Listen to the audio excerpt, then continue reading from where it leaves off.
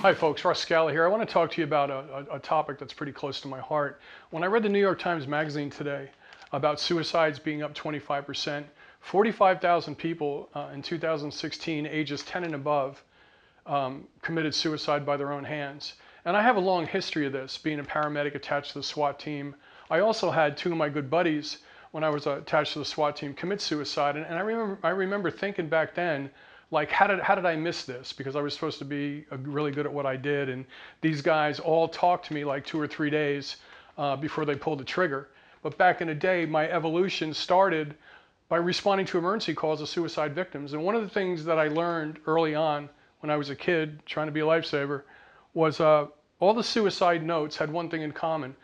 The people that committed suicide thought tomorrow wouldn't change. So I always use that now that, you know, your friends are very important for your health. I always say, show me your 3 friends, I'll show you your health. And I study, depression and PTSD. I work face to face with executives that are in the tank and war veterans, but we need to look at them multifactorially. So a lot of you folks share my videos, and I think that when you have a friend that you may think is in trouble, go with your gut, because you're probably right. You're the closest person to somebody that's going through a rough time, whether it's a divorce, the loss of a child, the loss of a job. That's when they're on the edge. You know, saying you're going to pray for them on Facebook, please go to their house and talk to them. Take them out for, a coffee. This personal interaction, I know, has saved a lot of lives, and I even use that today when I do a discovery. One of the things that also bugs me is that traditional medicine treats the head and doesn't treat the body. This is what we do. I look at neurotransmitters in the brain from a urine sample. I could look at the feel-good chemicals, dopamine, serotonin, oxytocin, estrogen, and testosterone. All these things impact the brain chemistry, okay? So instead of treating somebody just with an antidepressant, okay, that we know can damage the prefrontal cortex, now we could look at somebody, we could look at their neurotransmitters, their feel-good neurotransmitters, and if they're in the tank, we could fix that. Now jump over here with me. We know that the intestinal tract is now called the second brain.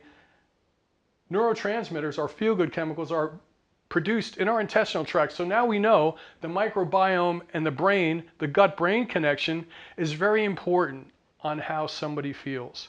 But folks, you could be alert for this. If somebody that you know that's close to you that has lost a family member, that has lost a job, that has just went through divorce, physical, mental, or emotional stress are going to put these levels in the tank, and that's when people are most susceptible, okay?